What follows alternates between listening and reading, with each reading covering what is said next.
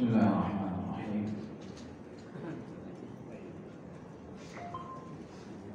Assalamualaikum warahmatullahi wabarakatuh.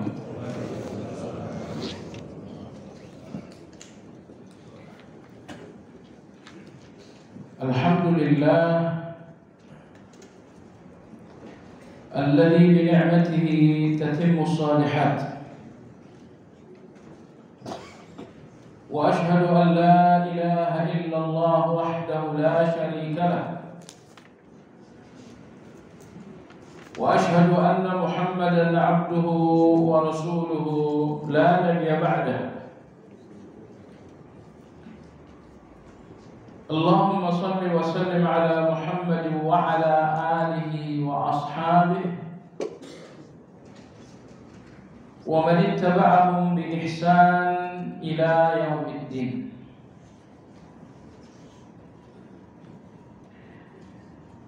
يا أيها الذين آمنوا اتقوا الله حق تقاته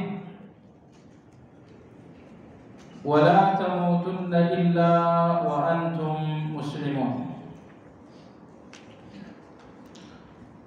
Kaum muslimin rahimakumullah, kajian Madarijus Salikin pekan lalu telah mengawali pembahasan mengenai pandangan Ahlus Sunnah mengenai tujuan ibadah. Imam Ibnu Qayyim rahimahullah menyebutkan bahwa Ahlus Sunnah itu adalah kelompok Muhammadiyah. Mereka juga beliau sebutkan dengan kelompok Ibrahimiyah. Ahli Sunnah dinamakan dengan kelompok Muhammadiyah karena acuan mereka dalam beragama adalah Muhammad sallallahu alaihi wasallam. Maka siapapun yang menjalankan agama dengan acuan manusia-manusia selain Rasulullah SAW itu namanya fanatisme. Siapa acuan saya? Imam Syafi'i. Kalau bukan Imam Syafi'i, semuanya salah. Tak jadi soal Anda jadi pengikut mazhab Imam Syafi'i, tapi jangan salahkan orang lain. Maka menjalankan agama dengan acuan manusia selain Rasulullah SAW ini dinamakan asabiyah. Ini dinamakan fanatisme. Ini yang diistilahkan dengan hizbiyah. Menjalankan agama dengan acuan sosok tertentu selain Rasulullah SAW. Imam Ibnu Qayyim telah menjelaskan pada pertemuan lalu bahwa tidak mungkin siapapun memahami tujuan ibadah sepanjang ia tidak memahami nama-nama Allah dan sifat-sifat Allah. Makanya tiga pandangan yang keliru dalam hal ini, dalam hal apa yang menjadi tujuan ibadah, kelirulah kelompok Mu'attilah, kelirulah kelompok Qadariyah, keliru pula kelompok Sufiyatul Ghaliyah. Apabila Anda lihat penyebab kekeliruan tiga golongan ini antara lain adalah karena mereka keliru dalam memahami asma wa sifat. Orang-orang Mu'attilah mereka tidak percaya dengan nama Allah dan sifat Allah. Orang-orang Qadariyah Mu'tazilah mereka percaya dengan nama Allah tapi tidak percaya dengan sifat Allah. Allah itu Ar-Rahman, tapi bukan berarti Allah penyayang. Tuh. Mereka percaya dengan nama Allah tapi tidak percaya dengan sifat Allah. Sufiyatul Ghaliyah, meskipun mereka percaya dengan nama dan sifat Allah, tapi mereka sering melakukan takwil. Sehingga apa yang menjadi hakikat sifat-sifat Allah itu dirubah, sehingga hakikat itu menjadi hilang. Nah, ini penyebab utama tiga golongan tersebut tidak menemukan kebenaran tentang tujuan ibadah. Maka Imam Ibnu Qayyim rahimahullah mengawali pembahasan ini, beliau mengatakan tidak ada yang memahami tujuan ibadah kecuali orang yang memahami asma wa sifat. Sederhananya begini, tidak ada seseorang yang memahami ibadah kecuali dia memahami siapa yang diibadahi. Kalau Anda tahu siapa yang diibadahi, maka Anda akan faham tujuan ibadah. Pertanyaan, bagaimana Anda memahami yang diibadahi itu? Anda tidak akan memahaminya, mengenalnya kecuali dengan satu ilmu, yaitu asma wa sifat. Hanya nama-nama Allah dan sifat-sifat Allah, hanya ini satu-satunya petunjuk untuk memahami dan mengenal Allah. Dan kalau Anda telah mengenal Allah sesuai dengan sifat dan namanya, Anda pun akan mengerti kenapa Anda beribadah. Saya ingin sederhanakan jemaah sekalian. Kenapa Anda harus beribadah kepada Allah? Karena Dia segala-galanya bagi Anda. Anda butuh rezeki, Dialah Ar-Razzaq. Anda butuh kesehatan, Dialah Asy-Syafi. Anda butuh keselamatan, Dialah As-Salam. Anda butuh perlindungan, Dialah Al-Wali. Anda butuh pertolongan, Dialah An-Nasir.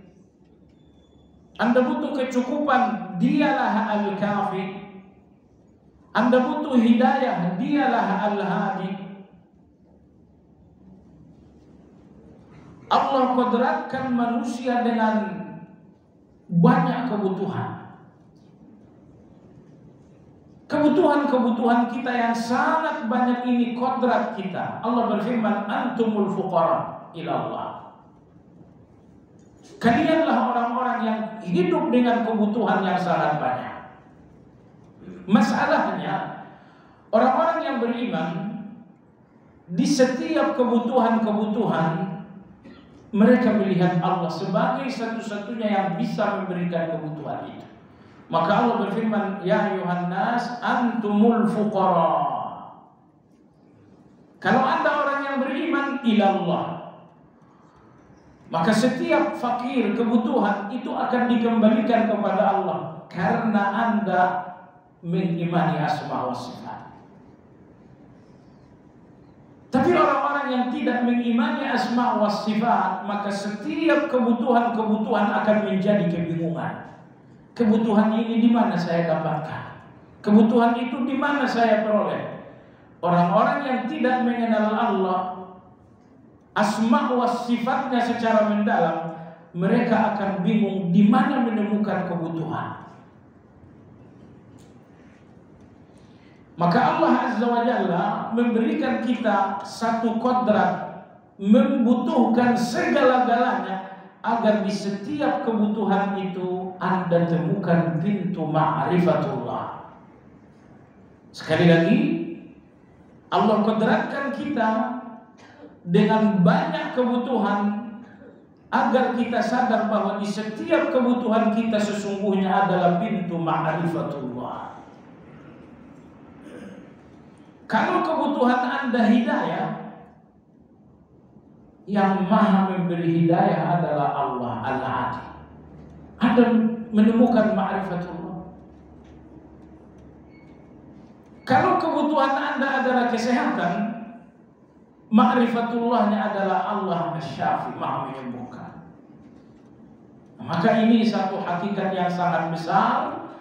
Allah kodratkan kita dengan banyak kebutuhan-kebutuhan agar setiap kebutuhan-kebutuhan menjadi pintu ma'rifatullah.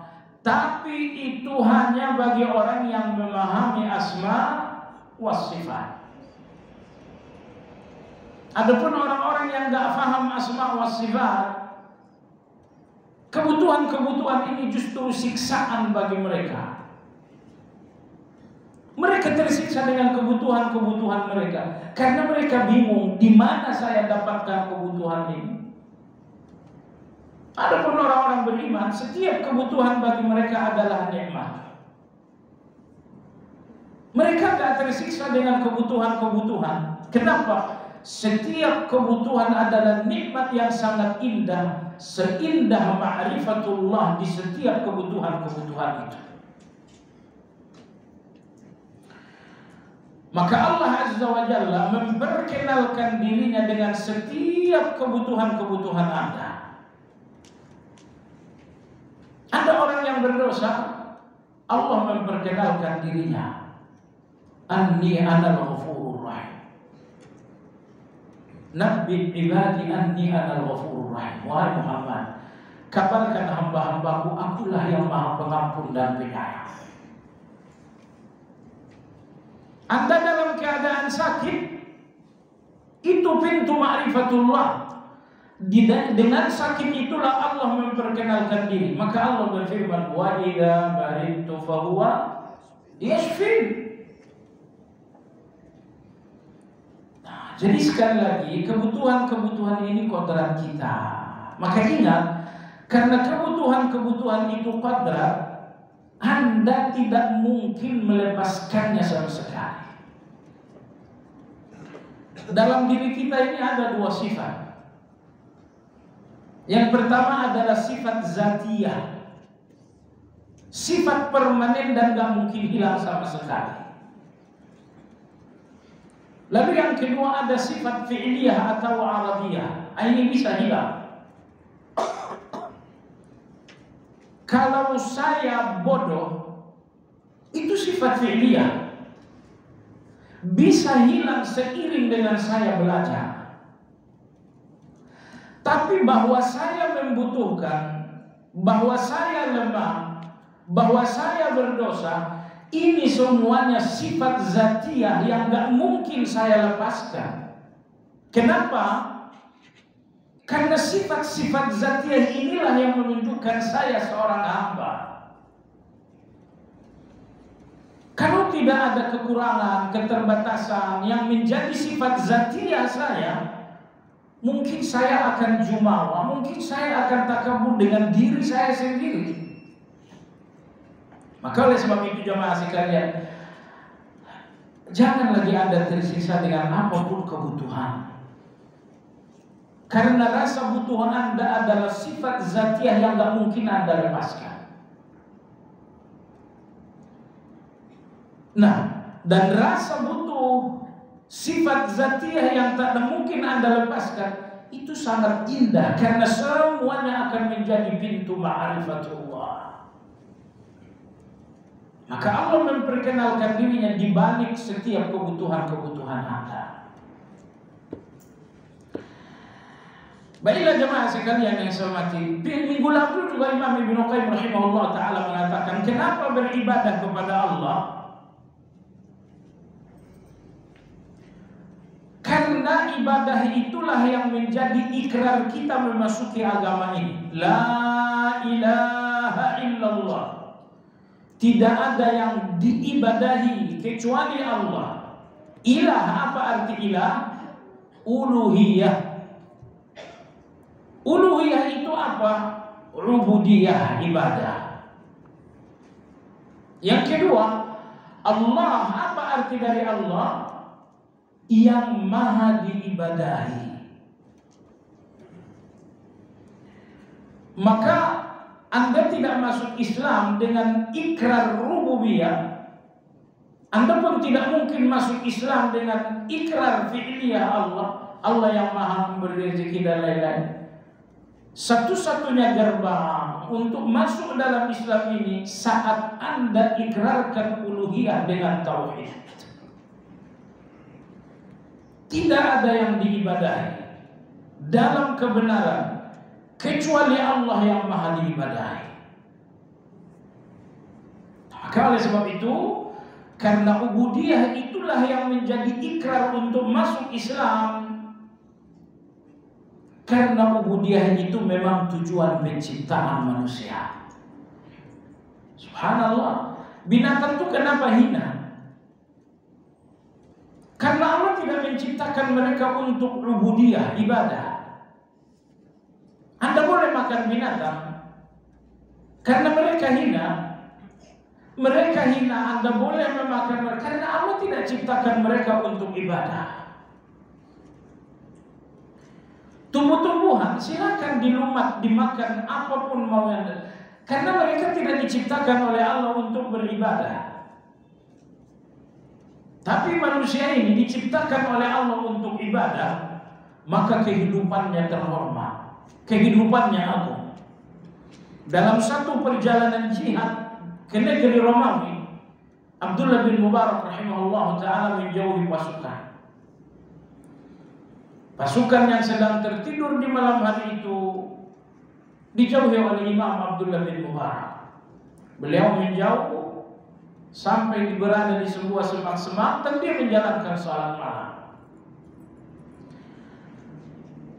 Rupanya ada yang ingin tahu ini imam kemana. Akhirnya dia mengintip, ternyata imam menjauhi pasukan yang sedang tertidur untuk salat malam. Sewaktu beliau sedang salat malam, datang singa. Akhirnya yang mengintip ini berjuang, berusaha untuk naik pohon. Dalam hati dia berpikir imam bakal hancur, imam bakal tewas. Imam Abdullah bin Mubarak rahimahullah ta'ala mengatakan, wahai singa, Allah ciptakan kami manusia untuk beribadah kepada Allah, maka kami bukan makananmu. Pergilah cari makananmu ke sana. Setelah itu Imam Abdullah bin Mubarak takbir lagi, Allahu Akbar. Ternyata singa ini mengaum 3 kali dan pergi. Jadi maka jemaah sekalian yang saya hormati, Anda tidak mulia karena fisik Anda yang bagus, karena harta Anda mulia karena ibadah. Ya, Anda mulia karena apa yang menjadi tujuan Allah dalam kehidupan Anda memang Anda jalankan. Tujuan Allah Anda hidup dan diciptakan untuk ibadah, itu tujuan Allah. Sepanjang Anda komitmen dengan tujuan Allah ini, maka hidup Anda adalah kemuliaan.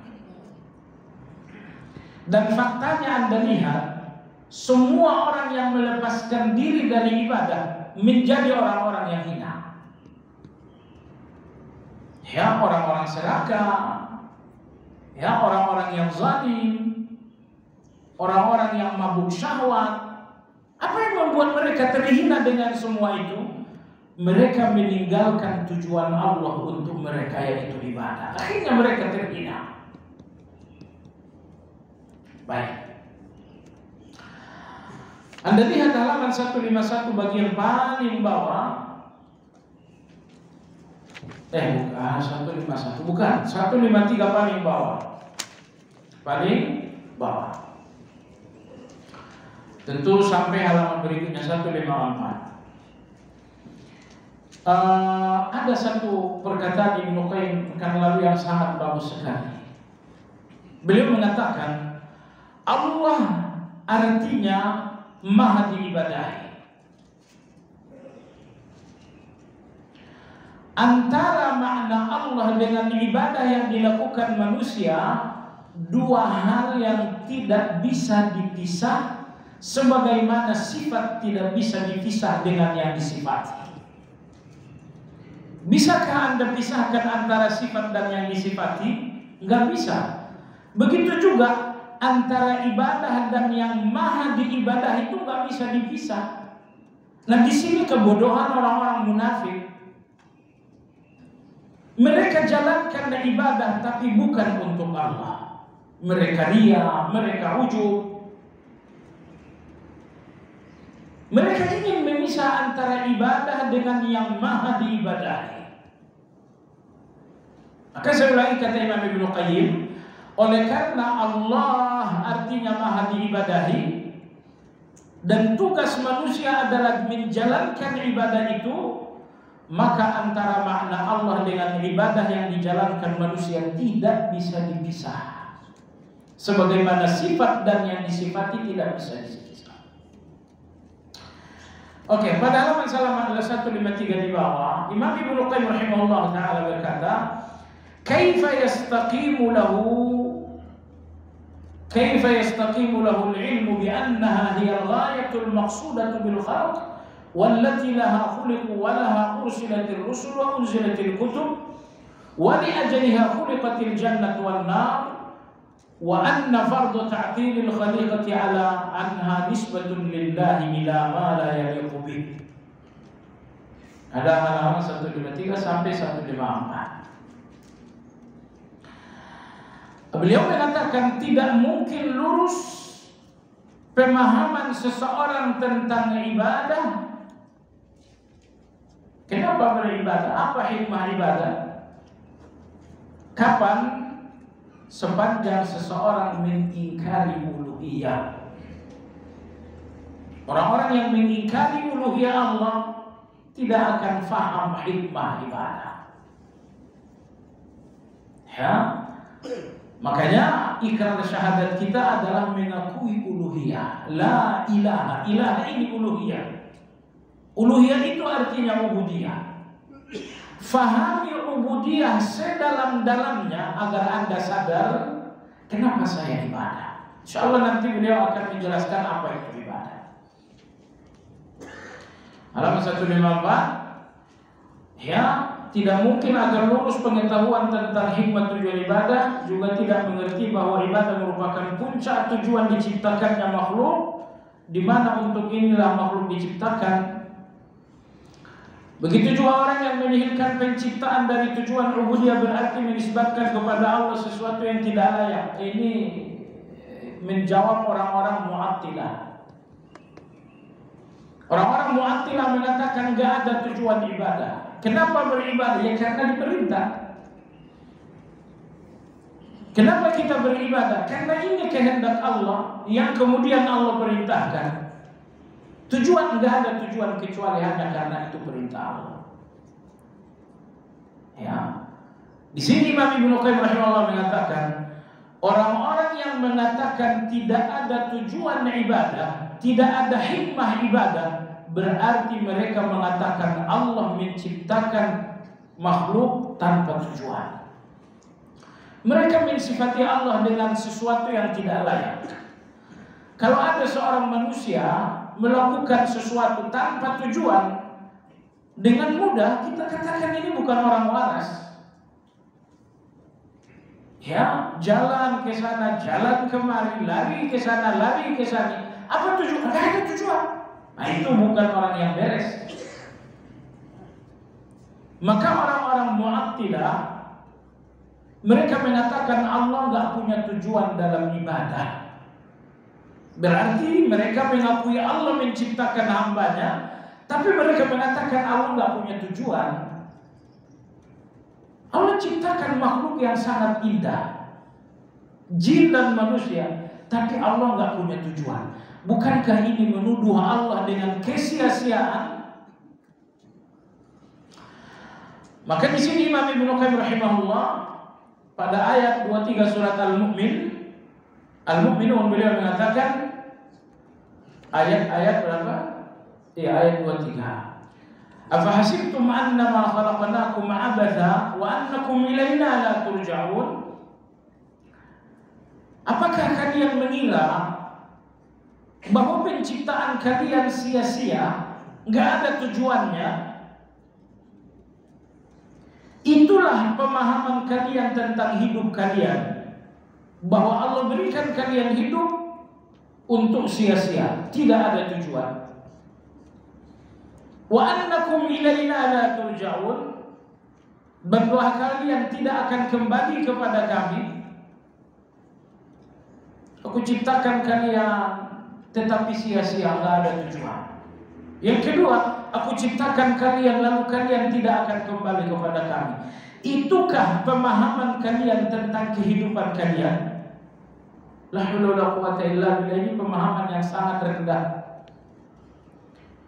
Ini pemahaman kaum dahriyah.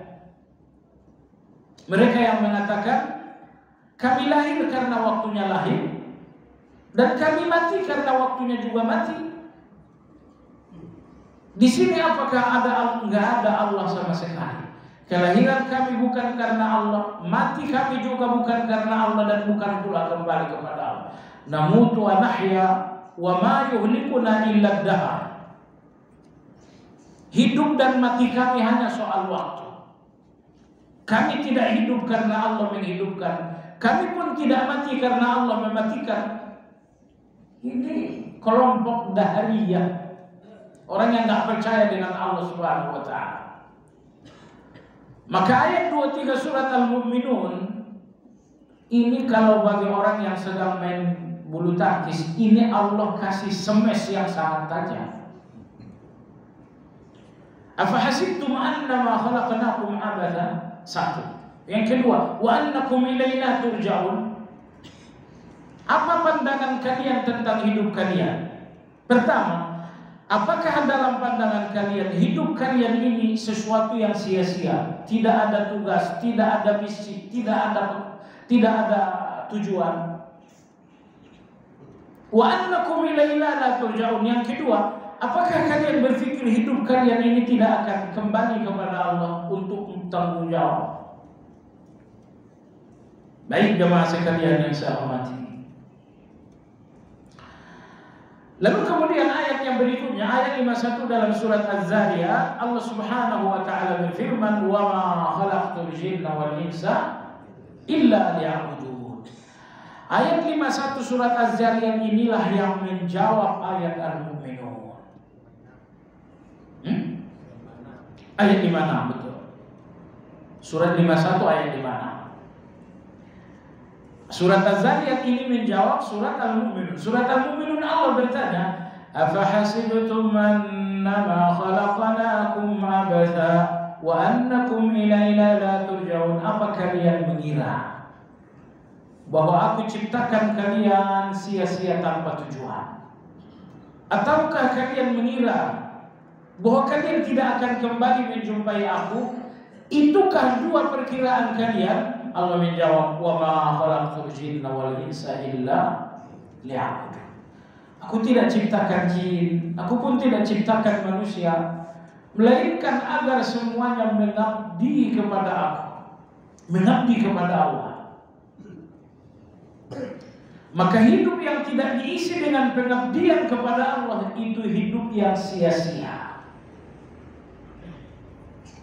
Kehidupan di mana tidak diyakini akan ada kembali kepada Allah, ini pun kehidupan yang tidak bernilai. Maka hidup yang bernilai adalah hidup yang diisi dengan tujuan Allah, yaitu ibadah. Hidup yang mulia ada hidup di mana Anda yakin bahwa nanti saya akan kembali kepada Allah mempertanyakan setiap detik dari usia ini. Anda tahu jemaah sekalian, nikmat terbesar Allah adalah umur. Maka umur, nikmat terbesar ini akan jadi tanggung jawab di depan Allah Azza wa Jalla. Baik, kemudian dalam surat Al-Qiyamah Allah Subhanahu wa ta'ala berfirman, "Ayahsabul insan an yutraka sudah?" Apakah manusia ini berpikir akan dibiarkan begitu saja? Imam Syafi'i rahimahullah mengatakan dibiarkan dalam arti kata tidak ada perintah, tidak ada larangan. Apakah kalian mengira diciptakan Allah tanpa ada aturan, perintah dan larangan? Kalau kalian mengira hidup kalian hidup tanpa perintah dan larangan dari yang menciptakan, berarti kalian nggak paham kehidupan ini. Kehidupan tanpa perintah Allah dan larangan Allah itu kehidupan binatang. Apa ada perintah Allah kepada seekor sapi? Tidak ada. Gajah, betapapun besar gajah, Tidak ada perintah dan larangan Allah untuk gajah. Makanya gajah dinamakan binatang. Nah, maka kalau ada manusia yang ingin melepaskan diri dari perintah Allah, ingin lepaskan diri dari larangan Allah, dia akan jadi binatang tapi dalam bentuk manusia. Tubuhnya manusia, perilakunya binatang. Jadi jemaah sekalian, manusia ini gak akan menjadi manusia yang mulia kecuali apabila dia hidup dengan tujuan ibadah.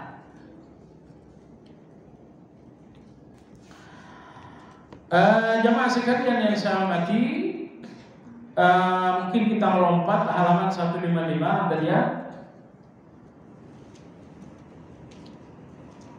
Ya, agak di bawah. Allah menciptakan 3 alinea dari bawah. Ya. Allah menciptakan makhluknya hanya untuk beribadah kepadanya disertai rasa tunduk dan patuh kepada perintahnya. Ini tujuan. Allah ciptakan kita untuk ibadah. Ibadah itu adalah tunduk. Arti ibadah dalam bahasa Indonesia mengabdi. Arti ibadah dalam bahasa Indonesia adalah mengabdi. Cuma nanti akan dipertajam lagi oleh Imam Ibnu Qayyim. Maka ibadah artinya Anda tunduk. Tunduk dengan 2 ketundukan. Pertama, Anda tunduk terhadap perintah. Yang kedua, Anda tunduk terhadap larangan. Namun ingin saya katakan jemaah sekalian, ketundukan Anda terhadap perintah dan larangan Allah itu dinamakan ibadah. Tapi ketundukan terhadap perintah dan larangan Allah relatif mudah dalam hal hubungannya dengan Allah. Perintah Allah dalam hubungannya dengan hak Allah, aqimus shalah wa atuz zakat. Jadi perintah-perintah Allah dalam hubungannya dengan hak Allah ini relatif murah. Mana yang berat? Yang berat adalah perintah-perintah Allah dalam hubungannya dengan hak manusia. Itu yang berat. Kalau Anda tidak menyadari ibadah itu semuanya akan sangat meletihkan. Ambil contoh misalnya, Nabi kita bersabda, silman qata'ak, kunjungi orang yang memutuskan hubungan denganmu. Berat gak? Ini orang gak mau. Orang-orang ini mutusin hubungan dengan kita. Ya, kita pun kadang-kadang berpikir memangnya saya butuh kamu. Udah kamu putusin saya sudah. Saya juga nggak ada butuh sama kamu. Kalau Anda memahami hal seperti itu makanya berat. Maka saya katakan tadi, perintah Allah dan perintah Rasul dalam hubungannya dengan hak manusia ini yang sangat berat. Kapan ringan? Kapan menjadi ringan? Kalau Anda selalu sadar ini semuanya untuk ibadah. Maka sabda Nabi SAW, silman qata'ak, kunjungilah orang-orang yang memutuskanmu, bersambung kembalilah dengan orang-orang yang memutuskanmu.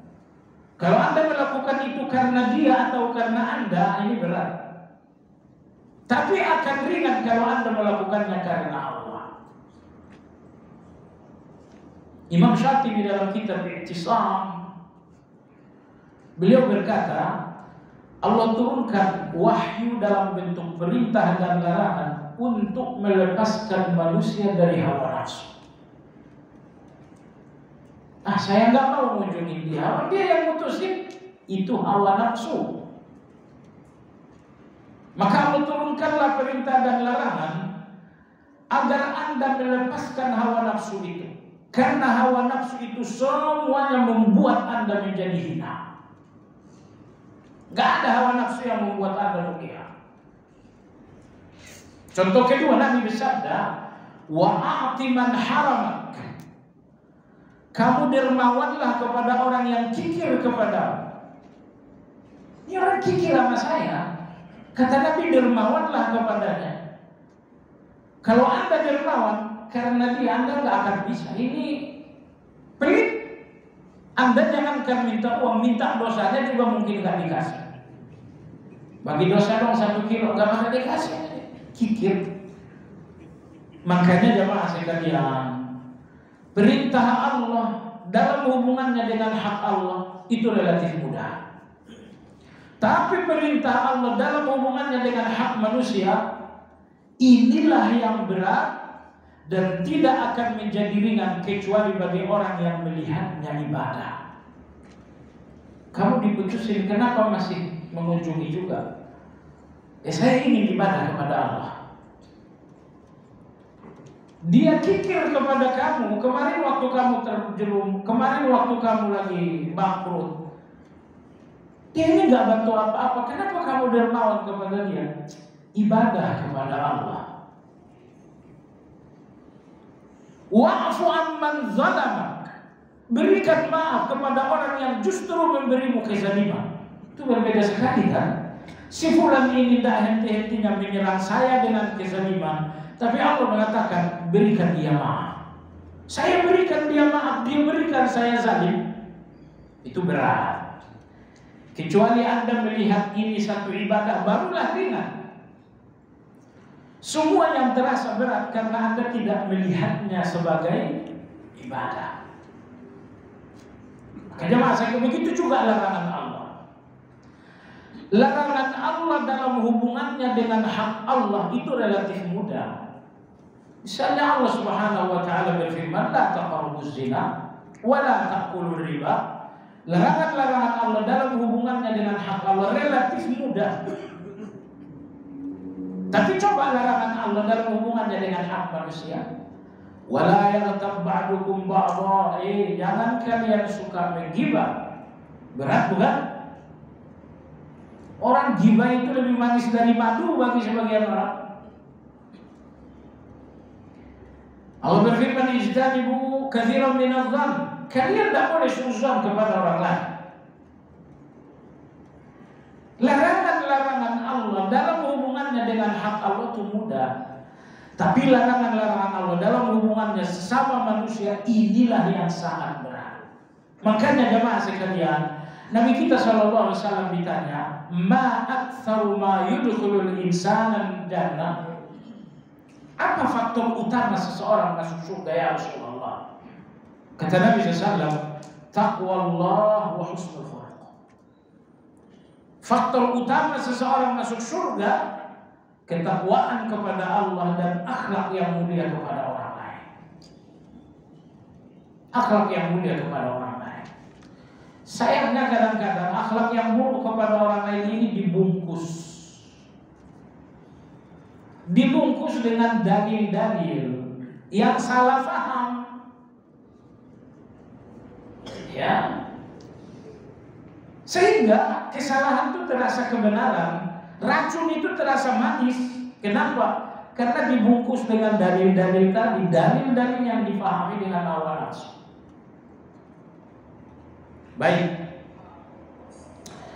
Berikutnya di sini Imam Ibnu mengatakan asas ibadah ialah cinta kepada Allah, bahkan memurnikan cinta kepadanya dan memperuntukkan cinta secara keseluruhan hanya kepada Allah.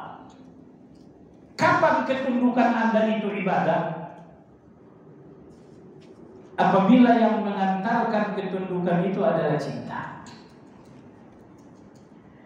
Anda sholat,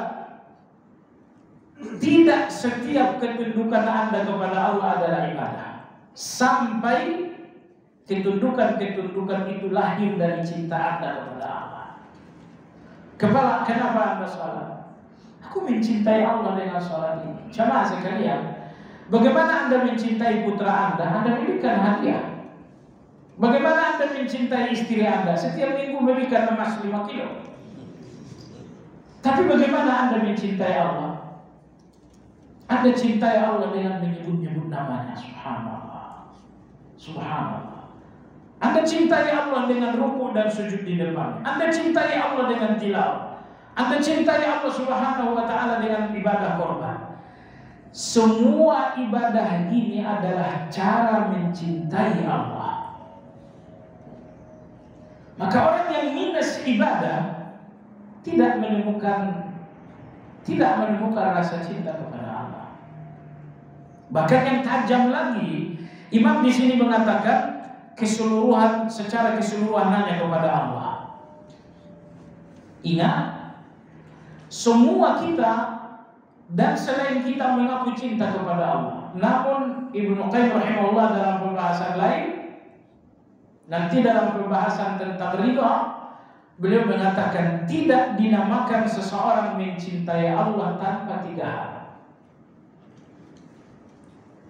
Kalau 3 hal ini ada dalam diri Anda, oh iya, cinta Anda kepada Allah sah.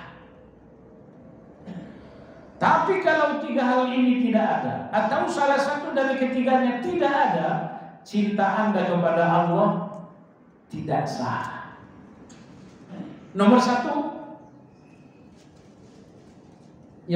kata beliau adalah mencintai Allah melebihi segala-galanya.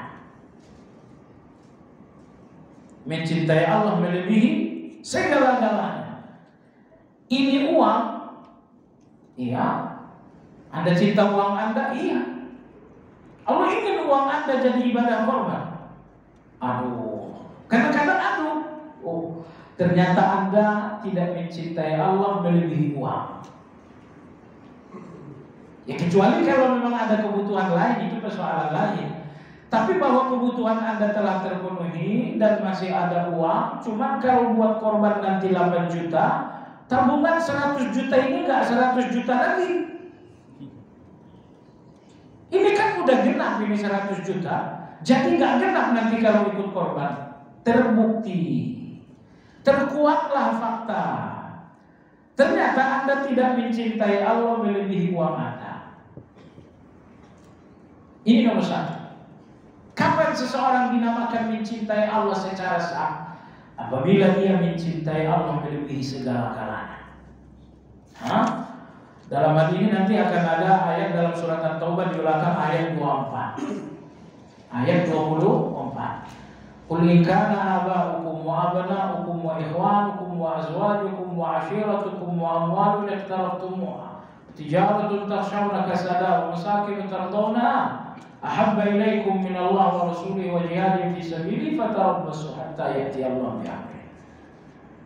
Kalau kalian lebih cinta orang tua, lebih cinta anak, lebih cinta istri, lebih cinta saudara, lebih cinta keluarga, lebih cinta harta, lebih cinta rumah, melebihi Allah, kata Allah, fatarabbasu hatta ya'ti Allah bi amrih.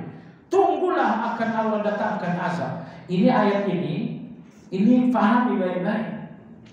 Semua yang Anda cintai melebihi Allah akan menjadi azab. Sekali lagi saya katakan, ayat ini menjadi bukti apapun yang Anda cintai melebihi Allah, ini akan menjadi azab bagi Anda. Ini akan, subhanallah, Anda orang tua mencintai anak Anda, bukan? Kalau sampai cinta kepada anak ini melebihi cinta kepada Allah, Anda akan rasakan azabnya. Lusa anak ini wafat, coba lihat betapa Anda tersiksa dengan kepergiannya karena terlanjur lebih mencintainya ketimbang Allah. Tapi seandainya Anda lebih mencintai Allah ketimbang anak, kepergian anak dalam kematian membuat Anda sedih tapi gak akan berlebihan. Karena Anda lebih mencintai Allah dari saya cinta pekerjaan saya. Kalau Anda mencintai pekerjaan melebihi Allah, suatu saat Anda akan tersiksa. Suatu saat Anda akan tersiksa. 3 bulan jelang pensiun sudah mulai kasar kusut. Diajak bicara mulai tak nyambung. Stres habis-habisan. Kita berulang kali diundang kajian ke kantor-kantor khusus untuk calon-calon pensiun. Saya bilang, kenapa? Analisa kita secara psikologis, orang yang mau pensiun ini rata-rata stres. Iya, itu dampak. Orang yang mencintai pekerjaan melebihi Allah akan berakhir dengan siksa. Indah agama ini, jemaah sekalian. Kita harus mencintai Allah melebihi segalanya agar kita tidak tersiksa dengan cinta segalanya. Oleh sebab itu ulama kita mengatakan semua cinta berakhir dengan penderitaan kecuali cinta kepada Allah. Anda cinta harta, akhirnya penderitaan kalau harta sampai habis. Anda cinta anak berlebihan, akhirnya penderitaan saat anak pergi. Semua cinta berakhir dengan penderitaan kecuali cinta kepada Allah Azza wa Jalla. Maka Allah mengatakan, cintai aku melebihi segalanya, agar tidak ada cinta yang membuatmu tersiksa. Ini nomor satu. Nomor dua, kapan seseorang dinamakan mencintai Allah secara sah? Ketika ia mencintai Allah mendahului segala cinta. Cintai Allah mendahului segala cinta. Oke. Ini jam 12:01 yang maha dicinta Allah Azza wa Jalla memanggil Anda untuk salat. Tiba-tiba atasan Anda memanggil Anda untuk rapat juga. Lalu kita rapat dulu. Nah, mana yang Anda dahulukan ini? Mana yang didahulukan? Kata Imam Ibnu Qayyim, tidaklah cinta kepada Allah sah sebelum cinta kepada Allah mendahului segala cinta. Dahulukan Allah. Dahulukan Allah dalam segala-galanya. Baik. Nomor tiga ini berat. Apa itu? Seseorang dinamakan mencintai Allah kalau dia mencintai manusia karena Allah. Kalau Anda mencintai saya karena uang yang saya kasih 1 miliar sehari, Anda tidak mencintai saya karena Allah. Kalau Anda tidak mencintai saya karena Allah, Anda tidak mencintai Allah. Maka syarat ketiga ini berat. Orang yang cinta kepada Allah, nomor 3, dia harus mencintai semua manusia karena Allah. Bukan semua manusia, dia harus mencintai apapun dan siapapun karena Allah. Kenapa kamu cinta rumah begini? Karena Allah. Kenapa kamu cinta kendaraan begini? Karena Allah. Kamu cinta rumah mewah karena Allah? Bukan, Allah gak suka rumah mewah-mewah. Tapi kalau Anda cinta rumah, kenapa sederhana sekali? Allah cinta rumah sederhana. Maka oleh sebab itu nomor 3 ini berat. Kalau memang mencintai Allah, maka cintailah apapun dan siapapun karena Allah. Jamaah sekalian yang saya hormati, untuk menutup kajian kita halaman 156, mentaati mengikuti Rasul. Ini saya ringkas saja. Di sini Imam Ibnu Qayyim memberikan penjelasan yang sangat bagus. Beliau mengatakan bahwa cinta kepada Allah itu enggak akan teruji dengan perintah dan larangan. Kapan Anda tahu Anda cinta Allah? Ketika Anda komitmen dengan perintah dan larangan. Kalau ternyata hari ini Anda durhaka, Anda temukan bukti dalam diri Anda bahwa Anda tidak cinta dengan Allah. Kalau hari ini Anda berpikir tidak salat, Anda temukan dalam diri Anda sendiri bahwa Anda tidak mencintai Allah. Maka Imam Ibnu Qayyim mengatakan, cinta kepada Allah itulah yang terwujudkan dengan perintah dan menjauhi larangan. Maka cinta kepada Allah itu butuh ujian. Ujiannya apa? Perintah Allah yang Anda jalankan, larangan Allah yang Anda jauhi. Inilah bukti bahwa Anda memang mencintai Allah dengan sungguh-sungguh. Lalu di sini pada halaman 156 beliau mengatakan, apakah setiap ketaatan kepada Allah adalah cinta kepada Allah? Jawabannya tidak. Ketaatan kepada Allah tidak serta-merta cinta kepada Allah sampai ketaatan kepada Allah dengan cara Allah. Ada yang taat kepada Allah tapi dengan cara diri sendiri. Dia berzikir menari-nari, dia berzikir pakai campur sari. Ini yang dinamakan dengan as-sama'. Nanti akan ada pembahasan. Kalian berzikir, merasa mentaati Allah berzikir, tapi dengan cara yang Allah tidak inginkan. Maka Imam Ibnu Qayyim mengatakan, ketaatan kepada Allah bukanlah cinta sampai ketaatan itu seperti cara yang diinginkan oleh Allah. Seperti cara yang diinginkan oleh Allah Azza wa Jalla. Salat Anda sejatinya adalah cinta Anda kepada Allah. Tapi itu pun kalau salat ini sesuai dengan cara yang diinginkan oleh Allah. Anda salat zuhur jam berapa? Jam 3. Dari segi waktu itu udah gak cocok dengan cara yang diinginkan Allah. Yang Allah inginkan Anda salat di awal waktu. Yang Allah inginkan Anda lakukan berjamaah. Jadi tidak setiap ketaatan cinta kepada Allah. Namun ketaatan adalah cinta kepada Allah apabila ketaatan itu sesuai dengan cara yang diajarkan oleh Allah.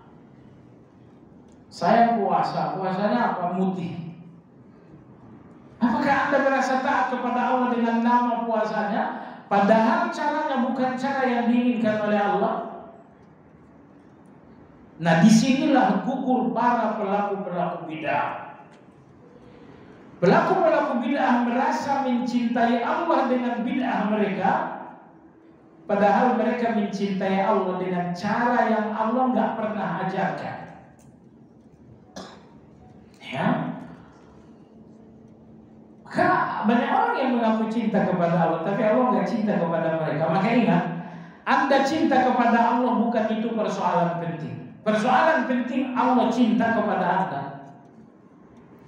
Orang Nasrani juga cinta kepada Allah. Orang-orang Yahudi pun cinta kepada Allah, tapi Allah nggak cinta dengan mereka. Oleh sebab itu, tidak setiap ketaatan itu cinta sebelum ketaatan ini dilakukan sesuai dengan cara yang diinginkan oleh Allah. Maka ahli-ahli bid'ah mereka merasa mencintai Allah dengan bid'ah mereka, padahal itu bukan cara yang diajarkan oleh Allah. Allah perintahkan salawat, saya bersalawat dulu. Allahumma sholli salatan kamilah wa sallim salaman tamman. Anda merasa taat, tapi caranya itu tidak diajarkan Allah yang itu. Yang diajarkan Allah, Allahumma sholli ala Muhammad wa ala Allahumma sholli ala Sayyidina Muhammad. Tambahan Sayyidina itu bukan cara yang diajarkan. Maka sekali lagi di sini Ibnu Qayyim mengatakan, ketundukan Anda kepada Allah bukanlah cinta sepanjang ketundukan ini tidak sesuai dengan cara. Maka tunduklah kepada Allah dengan cara yang telah dipraktikkan Nabi. Jangan caranya sesuai cara saya, sesuai cara kiai saya, bukan. Tunduklah kepada Allah dengan cara yang dipraktikkan oleh Nabi. Baik jemaah sekalian, sampai di sinilah pembahasan kita tentang hal ini. Insya Allah berikutnya akan kita sambung dengan pembahasan lain, ya. 4 pilar bangunan ubudiyah yang sempurna. Demikian, mudah-mudahan bermanfaat. Barangkali ada pertanyaan, dipersilakan.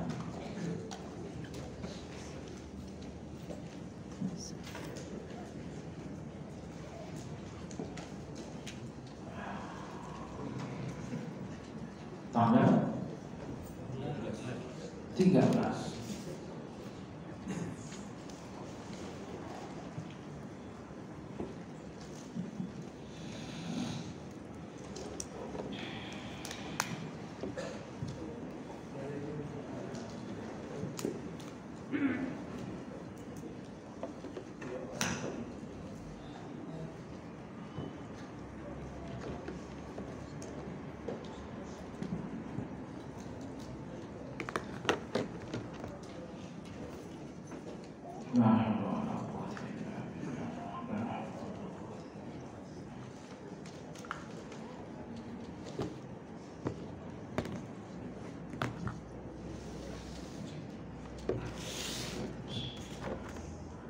Apa yang harus dilakukan ketika kita mengalami kesulitan? Sementara segala upaya sudah dilakukan, namun belum ada hasil yang diharapkan.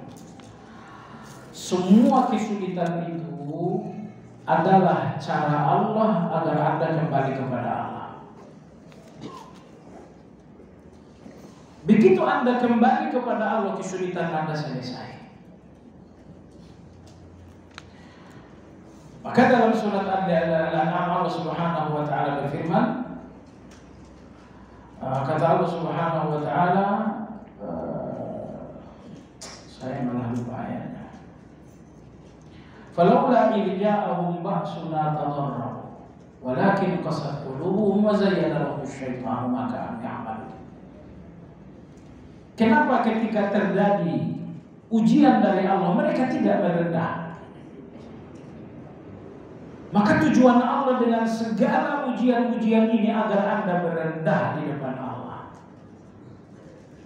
Maka begitu Anda merendah di depan Allah, ujian ini akan selesai. Jadi kalau Anda bertanya kapan ujian ini berakhir, ujian Anda berakhir saat Anda sudah merendah di depan Allah. Karena ujian ini Allah tidak menyakiti Anda dengan ujian itu, tapi Allah ingin Anda merendah di depan Allah melalui ujian. Dan Allah berfirman, fa inna ma'al usri yusra, inna ma'al usri yusra. Sesungguhnya bersamaan dengan kesulitanmu ada kemudahan. Jadi kemudahan itu bukan setelah kesulitan, tapi bersamaan dengan kesulitan itu.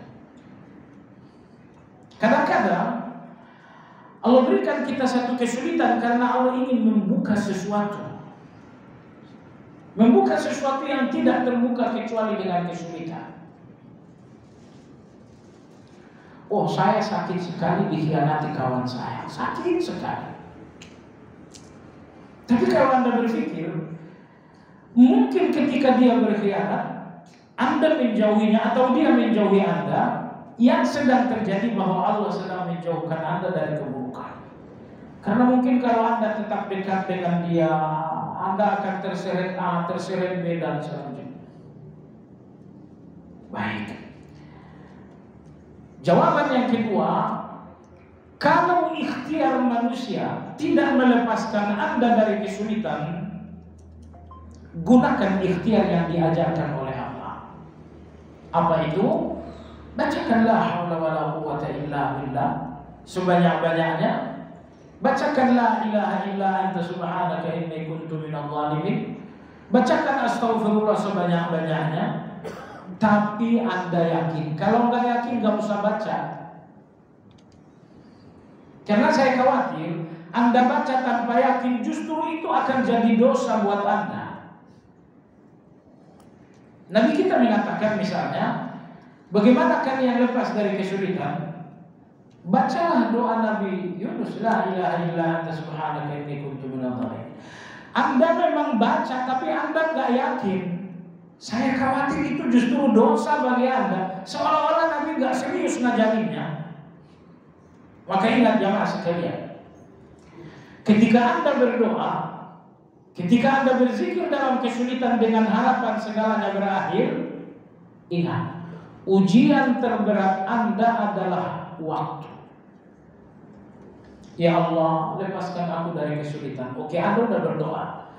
Kesulitan Anda dalam berdoa bahwa ternyata waktu kapan doa dikabulkan ini ujian.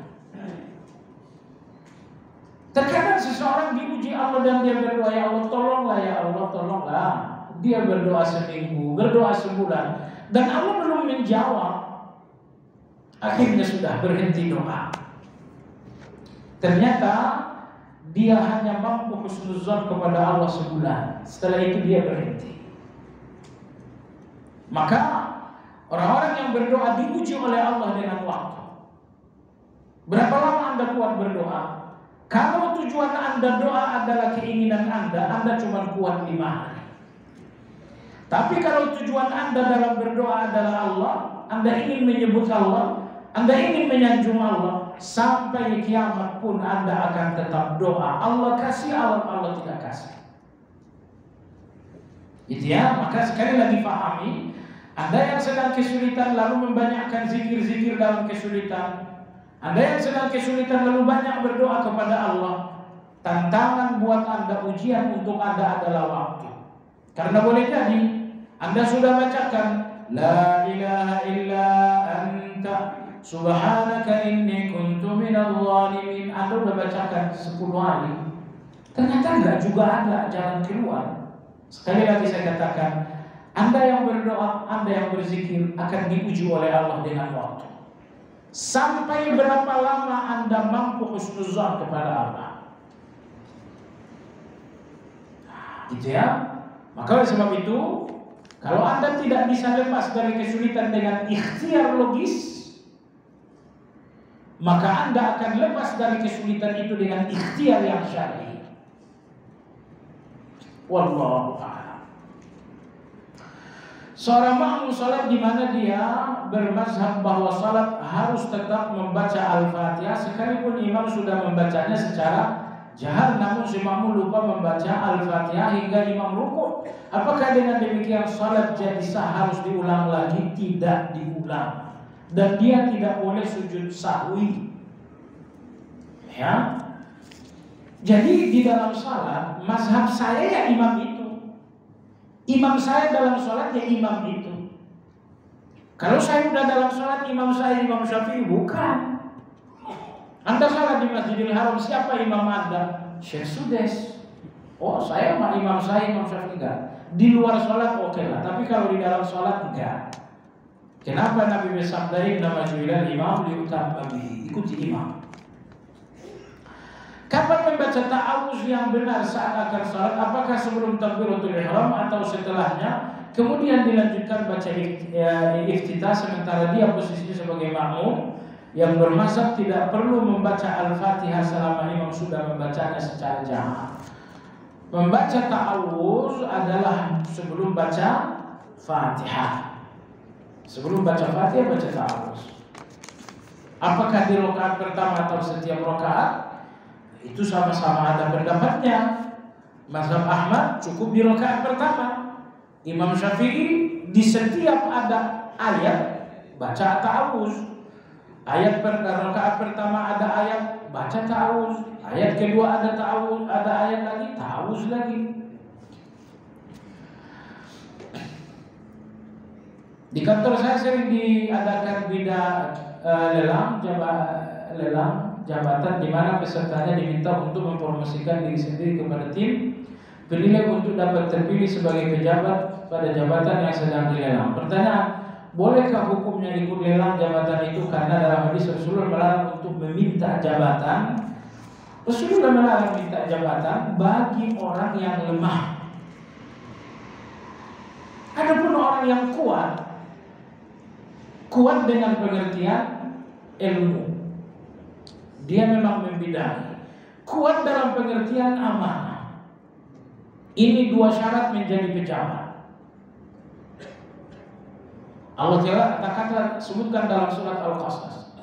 Allah berfirman, "Inna khaira man istajarta al-qawiyyul amin." Orang yang kuat berarti dia membidangi, amin, dia juga seorang yang amanah.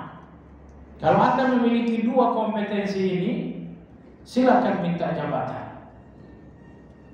Maka di akhir surat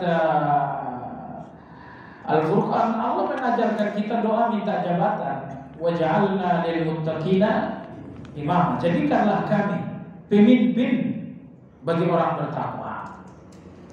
Tadi dikatakan bahwa hewan, tumbuhan diciptakan tidak untuk ibadah, sementara pada kenyataan hewan tumbuh tetap beribadah secara kauniyah dengan zikir yang manusia tidak memahaminya. Mohon penjelasan. Ada ibadah kauniyah, tapi itu tidak melahirkan mulia. Yang melahirkan mulia itu adalah ibadah syar'iyah.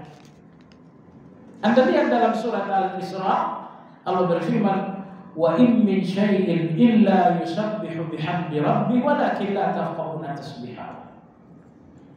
Ya. Kata Allah bahwa tumbuh-tumbuhan, binatang-binatang mereka bertasbih dengan bahasa mereka, sayang kalian tidak faham. Ibadah mereka ibadah kauniyah, maka enggak bernilai. Maka Allah berfirman, "Wa ma khalaqtul jinna wal insa illa liya'budun." Ibadah syar'i hanya kepada jin dan kepada manusia. Adapun ibadah kauniyah pada binatang, pada tumbuhan, itu tidak menghasilkan kemuliaan bagi mereka. Saya ingin menanyakan, apakah orang yang sakaratul maut Kalau dia akan meninggal akan diganggu dengan berbagai macam syaitan, diganggu berbagai macam syaitan untuk mengganggunya. Betul, dalam kehidupan, dalam kematian, setan nggak pernah libur untuk Anda, nggak pernah libur. Nah, apalagi menjelang sakaratul maut, itu saat-saat akhir. Di saat-saat Anda ibadah pasti ada syaitan. Menjelang akhir ada ibadah agung, Anda ucapkan syahadat, maka sudah barang tentu di situ juga ada syaitan. Ya, jujur Anda terkadang masih merokok. Doa yang sahih untuk stop merokok. Doanya nomor satu, ilmu dulu. Ya, merokok itu haram. Anda nggak butuh fatwa, baca aja bungkus rokok, itu fatwanya. Rokok itu jantung, rokok itu impotensi. Berarti Anda nggak mau poligami lagi dong kalau begini. Impotensi mau poligami sama apa? Nah, itu ketahui dulu itu haram. Lalu nomor dua, ketahui pula kalau Anda tinggalkan yang haram, akan Allah gantikan dengan yang lebih baik. Lalu nomor tiga, berdoa kepada Allah. Berdoa kepada Allah, ya Allah, bantulah aku telah lemah. Aku nggak mampu tanpa bantuan. Ya, la haula wala quwata illa billah. Jangan ceraikan rokok dengan talak satu, itu nanti bakal rujuk lagi. Ceraikan dengan talak 3 karena Allah. Kalau tidak karena Allah itu nggak berat. Ya, kalau nggak karena Allah itu berat sekali. Nggak ada soal Anda berdoa, ya Allah, bantulah aku meninggalkan rokok. Ya, bantulah aku meninggalkan rokok. Aku berlindung kepadamu dari rokok misalnya. Nggak jadi soal. Kita semua berdoa, semoga Anda betul-betul bisa menghentikannya. Demikian, subhanakallahumma bihamdika asyhadu an la ilaha illa anta astaghfiruka wa atubu ilaik. Alhamdulillahirabbil alamin. Assalamualaikum warahmatullahi wabarakatuh.